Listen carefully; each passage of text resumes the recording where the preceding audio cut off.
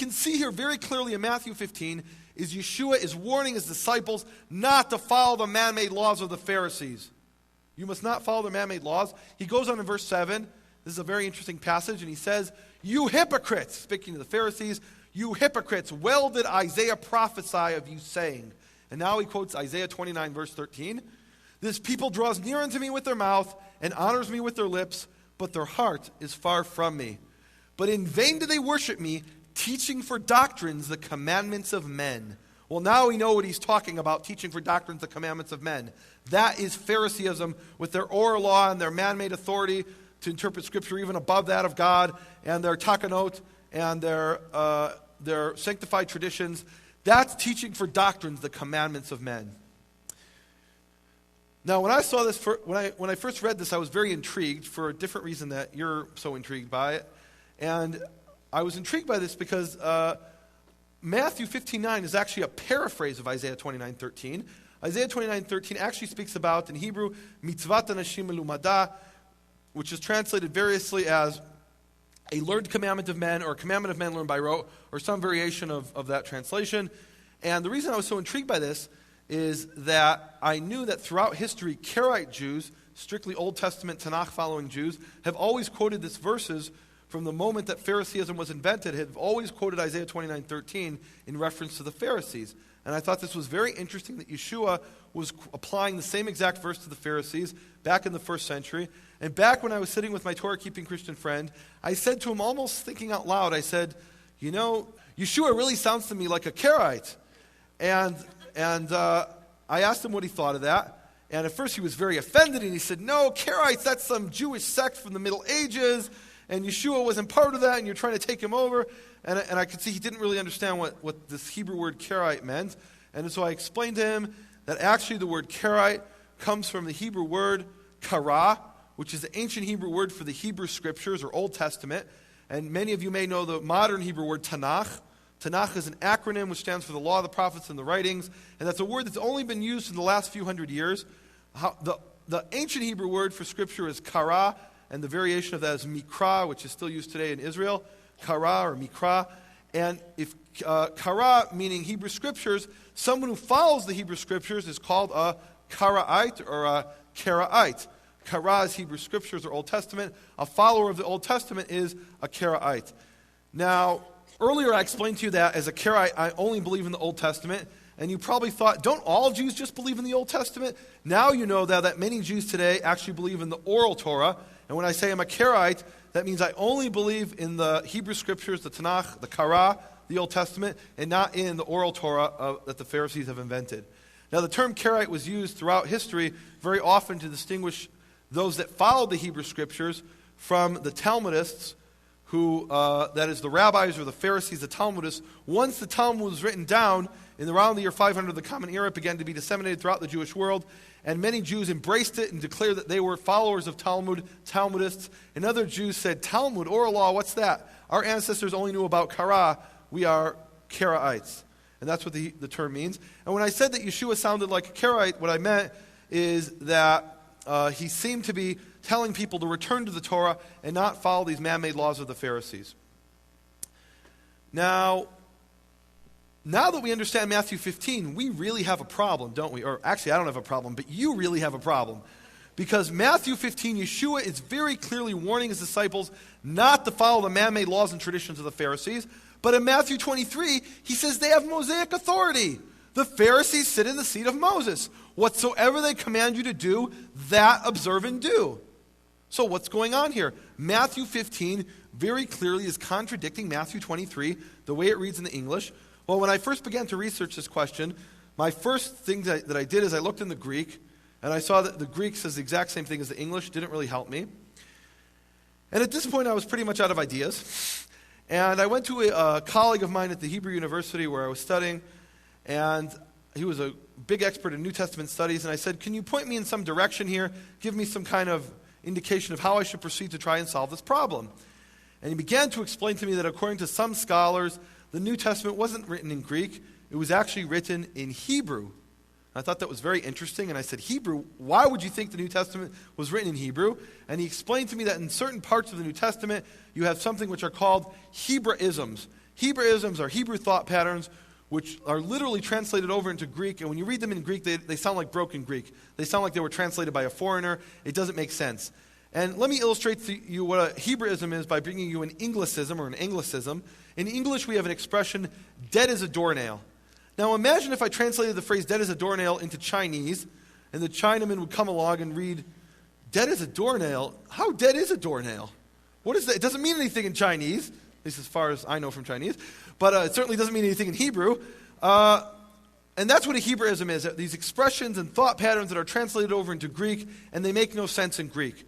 And what that means is you can read certain parts of the New Testament and see that they're clearly translated from another language, from Hebrew. Well, I began to read Matthew, Mark, Luke, Acts, and Revelations in Greek, and I could see, yes, they're full of these Hebraisms. They sound like they were translated from Hebrew. And I wasn't really clear how this helped me, though, with Matthew 23. Okay, so let's say these books were written in Hebrew. Here's the standard grammar of New Testament Greek, Blas and de Brunner. This is the grammar used in every seminary in the world, the standard grammar of New Testament Greek. And there it says, many expressions which a Greek would not have used, such as dead as a doornail, many expressions which a Greek would not have used were bound to creep into a faithful written translation of a Semitic original. So it's universally recognized by scholars that certain parts of the New Testament were written in a Semitic language and then translated into Greek. And the debates that go on between scholars is which parts of the New Testament and how much, and what was that Semitic language? Was it Aramaic or was it Hebrew? That's something I'll touch upon a little bit at the end, the question of Aramaic. But it's universally recognized that certain parts of the New Testament were written in a foreign language and translated. And as I was studying this, I saw, okay, we have these Hebraisms, and I'm reading the New Testament in Greek, and I went back to my colleague at the university, and I said, how did this help me? This is a very interesting homework assignment you gave me, but how did this help me? Ooh, how did that get in there? That's actually a picture of my dog, and I thought this would be a good place to insert some comic relief in the middle of this intensive linguistic discussion. But basically, that's the look I had on my face when I was I'm like, how does this help me? And she really has nothing to do with the story other than that she's extremely beautiful. And I'm looking at him and I'm saying, okay, Matthew 23, what does this have to do with it being written in Hebrew? It doesn't help me. I don't have the Hebrew. And he said, oh, Nehemia, I forgot to tell you the most important part. What's the most important he forgot to tell me? This most important part, that the Hebrew version of the Gospel of Matthew has actually survived down to modern times.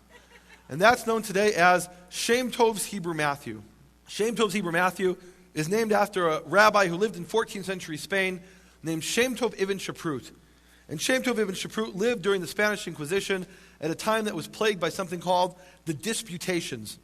The Disputations were public debates that were forced upon the Jews by their Catholic oppressors, and the Jews were forced to defend their religion against the Catholic religion, and it was pretty much a no-win situation for the Jews. If the Jews lost these debates, they could be forcibly converted to Catholicism. If they won the debates, they would very often have to flee town, flee Spain, because they've now insulted the Catholic religion. Well, most Jews would agree that it's better to have to flee town than to be forcibly converted to Catholicism any day of the week and twice on Sunday. And Shem-Tov ibn Shaprut sat down and said, okay, I want to win these debates, so I don't have to be a Catholic. And he sat down and he wrote a book called Even Bochan, which translates into English as the test stone, in which he systematically goes through the arguments that the Jews could use in these debates. And interestingly enough, one of his main arguments was to systematically go through the words of Yeshua and show how the Catholics don't actually follow what Yeshua said. For example, he points out in his book that Yeshua upheld the Sabbath, and he says, how come you Catholics don't keep the Sabbath? Yeshua upheld the Sabbath.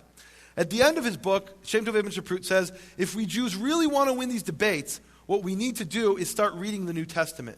And at the end of his book, he includes an appendix, which was the Gospel of Matthew, of course, in Hebrew, because the whole book is in Hebrew. And because this was included as an appendix to the test stone, this became known as Shem-Tov's Hebrew Matthew. Now, Shem-Tov's Hebrew Matthew was known for centuries by Hebrew scholars. However, it was simply assumed that Shem-Tov had translated his Matthew from Greek into Hebrew. That was just an assumption, and scholars never even bothered reading this book. They just assumed, because they assumed it was translated from Greek and that it wasn't really important. In the 1980s, a series of linguistic studies were carried out, and they found that Shem-Tov's Hebrew Matthew actually has certain characteristics which make it sound like this book wasn't translated from Greek, but actually that it was written in Hebrew. And one of the main characteristics that you find in Shem-Tov's Hebrew Matthew are what are known as Hebrew word puns.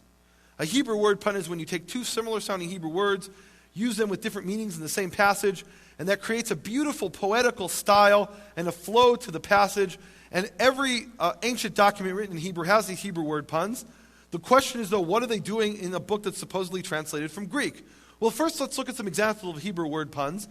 The Tanakh, the Old Testament, is full of Hebrew word puns. Literally every page of the Tanakh has Hebrew word puns. For example, in chapter 2, it says, the first man was called Adam, and it says he was taken from the ground, Adamah. Adam, Adamah, man, ground. That's a classic Hebrew word pun. Two similar sounding Hebrew words with different meanings. Classic Hebrew word pun. When you read it in Hebrew, it flows and it's beautiful, and it makes perfect sense. Another Hebrew word pun appears at the end of Genesis 2. It says, the man and his wife were naked. Naked in Hebrew is arumim. In the very next verse it says, the snake was clever. Clever in Hebrew is arum. Arumim, arum. Two similar sounding Hebrew words with different meanings. Classic Hebrew word pun. Now, in these last two examples, the Hebrew word pun really is just brought in to beautify the text, to make it flow and sound poetic. Sometimes, though, the Hebrew word pun is intricately interwoven into the actual message of Scripture. For example, in Jeremiah chapter 1, we read, and the word of Yehovah came to me, saying, what do you see, Jeremiah? And I said, I see an almond branch. And Yehovah said to me, you have seen well, for I am diligent to do my word. Now, when you read this in English, it makes absolutely no sense. What is the almond branch doing there? It's like a red herring. What is that almond branch doing in the prophecy? What does it have to do with diligence? Well, in Hebrew, it's immediately obvious, because almond is shaked, and diligent is shoked. Shaked, shoked, two similar sounding Hebrew words with different meanings. Classic Hebrew word pun. Well, of course, Genesis and Jeremiah have Hebrew word puns. They were written in Hebrew. But what they found is that Shem-Tov's Hebrew Matthew also has Hebrew word puns. For example, and we're just going to bring a few examples, but there are many, many examples. Matthew chapter 9, verse 8, and the crowd saw and they feared very much. Now, when you read this in English, you say, okay, what's the word pun? But in Hebrew, it's immediately obvious. And they saw as vayiru, and they feared as vayiru. Two similar sounding Hebrew words with different meanings. This is a classic Hebrew word pun. But what is this doing in a book that was supposed to be translated from Greek? It shouldn't be there, should it? Here's another one. Hebrew Matthew 12, verse 13. Then he said to the man, stretch out your hand, and he stretched out his hand. And it was after this that Yeshua knew and he turned. Okay, again, in English, what's the word pun? You don't see anything. In Hebrew, it's immediately obvious. Vayet, and he stretched. Vayet, and he turned. It's two similar sounding Hebrew words with different meanings. A classic Hebrew word pun. What is this doing in a book that was supposed to be translated from Greek, though? You would only have these Hebrew word puns if this was written in Hebrew. Here's another example, which is very interesting. Here in Hebrew Matthew chapter 18, verses 23 to 35, we have the parable of the debt. This is the famous parable which talks about a king who's owed a debt by his servant, and that servant can't pay, so he goes down the food chain and oppresses his own servant. And 5 times in the parable it talks about paying. It says to pay 5 times. Pay, pay, pay, pay, pay. The Hebrew word for pay is shalem. So 5 times in the Hebrew it says shalem. Shalem, shalem, shalem, shalem, shalem. Let's all learn that Hebrew word. What's the Hebrew word? Shalem. So 5 times it says to shalem, to pay. Then in the moral of the parable appears in verse 35, and there Yeshua says, so shall my Father in heaven do if you do not forgive each man his brother with a complete heart. And the Hebrew word for complete is shalem. Now, this is a classic Hebrew word pun that, just like in the example of Jeremiah, is intricately interwoven into the actual message of the parable. And without recognizing this Hebrew word pun, you're missing something. It's like that almond branch. You don't understand the connection there. In Hebrew, you immediately see the connection. He says it 5 times, and the 6th time it has a different meaning. Classic Hebrew word pun. Now, it's very clear that this parable must have been spoken in Hebrew, because this Hebrew word pun is intricately interwoven into the actual parable. So if this was translated from Greek, that would be an impossible coincidence. And you have many Hebrew word puns like this in Shem-Tov's Hebrew Matthew. We only looked at a few examples. Here's a word pun that actually appears in Greek Matthew. Greek Matthew 16:18. Yeshua says to Shimon, to Peter, he says, you are Peter, and upon this rock I will build my church. And this is a Greek word pun that appears in the Greek Gospel of Matthew. And based on this verse, many scholars have argued that this is definitive proof that Matthew wrote the Gospel actually in Greek. Matthew didn't write in Hebrew. He must have written in Greek because there's a word pun in the actual Greek text. Now, we've already seen 3 word puns in the Hebrew, and that's just a very small sampling. There's only 1 word pun in the entire Greek text. Now, let's look at the Hebrew and see what it says there. In Hebrew, Matthew 16:18, it says, "You are a stone, and I will build my house of prayer upon you." Now, if you read this in Hebrew, you immediately see there's a word pun in the Hebrew. Because stone is even, I will build is evneh. Even, evneh, stone, I will build. That's a classic Hebrew word pun, 2 similar sounding Hebrew words with different meanings. Classic Hebrew word pun. Now, if this verse was a definitive proof that Matthew wrote the gospel in Greek, well, the very same verse has a word pun in Hebrew. So that proof falls away. Now, when I first learned of this, I thought, this is incredible. How could this be that the Gospel of Matthew was written in Hebrew? That's ridiculous. How, okay, you bring me these linguistic arguments, but you can't just show up after 2,000 years and tell me the book was written in Hebrew. You have to have some kind of earlier evidence for this, earlier than Shem-Tov, Ibn Shaprut. And my first question was really, okay, the New Testament is preserved from the 3rd century and onwards in 5,000 manuscripts. And every one of those 5,000 manuscripts is in what language? It's in Greek. So how could Matthew have been written in Hebrew if there are 5,000 Greek manuscripts? And my next question was, okay, those manuscripts are maybe from a few hundred years after Matthew wrote the gospel. Maybe in the earlier period, there would be some type of testimony that would have to prove that it was written in Hebrew, maybe from one of the church fathers. And I said, okay, if Matthew was really written in Hebrew, how come none of the church fathers tell us that? And when I actually investigated and found out that they do tell us that. They tell us that as a fact. Papias was one of the early church fathers who lived from 60 to 130 of the Common Era, and he's referred to as a disciple of a man named John the Presbyter, who you know as the author of the Gospel of John. And Papias, with his inside information, he says matter-of-factly, in the beginning of the 2nd century, less than 100 years after Yeshua's ministry, he says, Matthew collected the words in the Hebrew language. He states this as a fact, a universally known and recognized fact, that Matthew wrote his gospel in the Hebrew language. And he goes on and he says, and each translated them as best he could.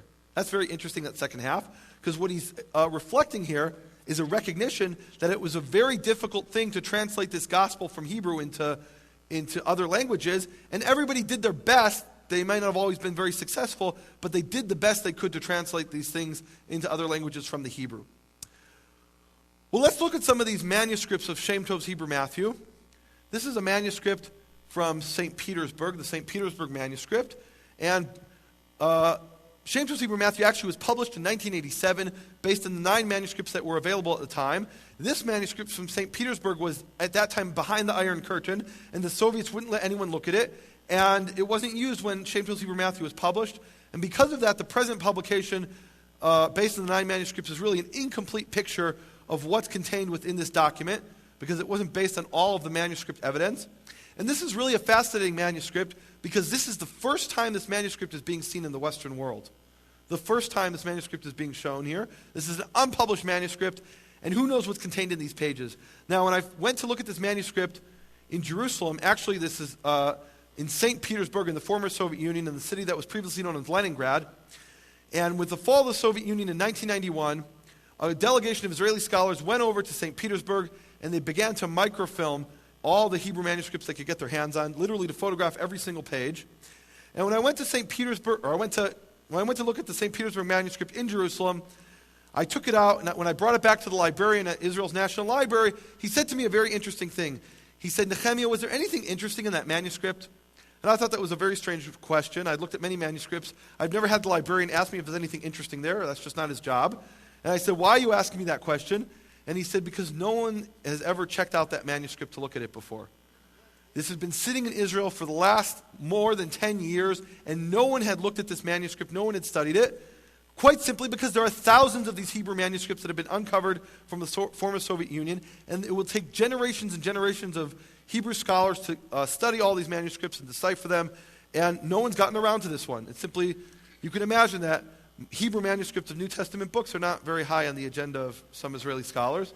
So who knows what's contained within the pages of this manuscript? No one knows. Well, I know, but really no one knows because no one studied it. And what revelations of truth are waiting to be revealed by studying this document?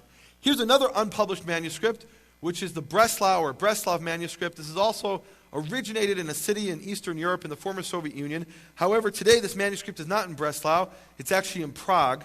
And there's a very interesting story behind this unpublished manuscript as well. In the 1940s, the Nazis ransacked Europe looking for Jewish artifacts, Judaica articles of artwork and manuscript and Torah scrolls, anything they could get their hands on. And they brought them all to Prague, and they set them up in a museum which the Nazis called the Museum of the Extinct Race, because the goals of the Nazis was to make the Jews extinct. And actually, to this very day, that's the largest collection of Judaica in the world, this former Museum of the Extinct Race. And who's extinct today and who isn't? That's a testimony, I think. We're still here.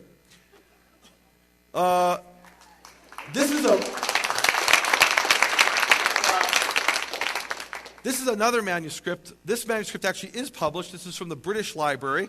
And the answer to our question of Matthew 23 can actually be found in this manuscript in the bottom 5 lines there, which is the section from Matthew chapter 23, verses 1 through 3.